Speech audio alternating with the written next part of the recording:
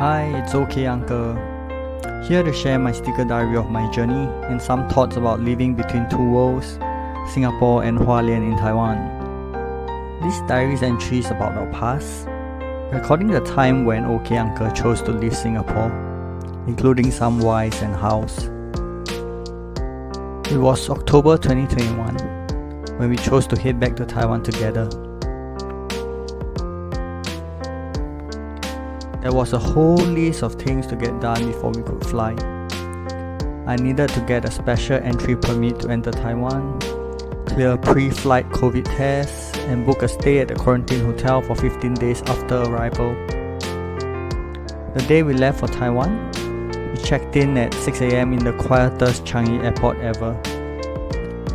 Arriving in Taiwan, the first step was to get a phone number registered for COVID-related tracking.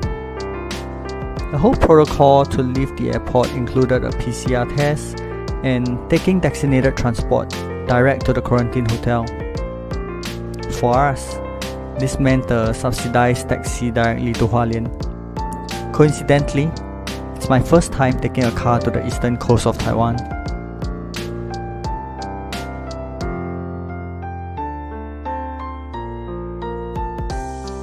This move to Hualien for the foreseeable future started in his hotel for a 15 days quarantine stay in single rooms individually. I remember the relief of finally making it to the room, but also the apprehension of being cooped up in a room for 2 weeks. The room was basic and just good enough. For 2 weeks, I got introduced to the food in Hualien City through Uber Eats and Foodpanda food deliveries that we ordered daily. I actually looked forward to meal times in quarantine as they were the exciting surprise moments of each day. Beyond that, the weekdays were spent on my online lessons, usually lectures in the morning and some working sessions in the afternoon. This was for the data analytics upskilling course with BCG Rise I enrolled in. I was motivated to start exercising again.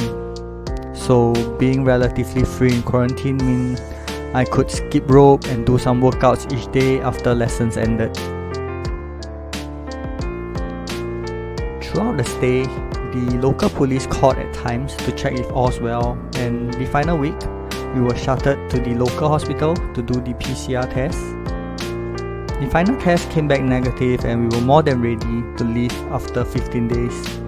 And we left at midnight once the time was up. We drove directly back home as we were staying with family to start another 7 days of self-monitoring. It's a welcome change after being cooped up in just the hotel room, which was starting to get stuffy. We were more happy home and we also get to play with the dogs. We needed to deal with some life admin, especially as I entered with a special visa. To extend my stay, I had to convert to an ARC. Thankfully, it all went smoothly, and by end November, I received the ARC, which allowed me a year's stay. As part of induction, the city even organized an event to engage new residents of Hualien, having an essential oils workshop alongside some fire safety briefing. As November ended, my partner returned to work from December onwards. For the weekdays, I continued with my RISE course held online. This course was due to end in mid-January, and as it was one which offered a small allowance, I could focus on it full-time before needing a job.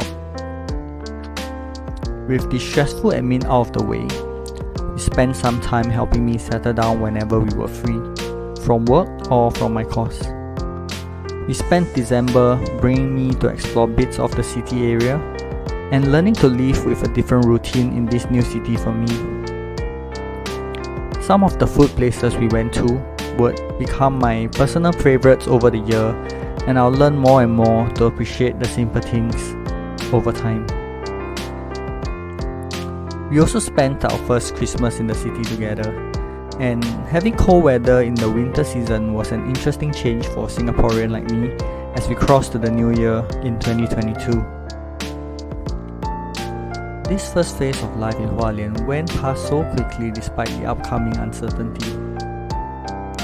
as 2021 ended, after all these significant changes, I started to feel less like a visitor or a tourist and began to feel stress of living in this new city, particularly as I did not have any clear plans for work. I also started the habit of taking stock of my finances, recording both the main cost of making the move and my daily expenses. As I look back now, that period felt very novel and new emotionally, as I felt like I was leaving SG for good and really getting to know a new city. Mentally, the uncertainty was real, both about figuring out a new routine and a way to make a living. I look forward hopefully to the new life though, with family in a new beautiful place, as I learned more about myself and the possibilities of life. On hindsight, those first months were a lovely, memorable phase in my uncle life.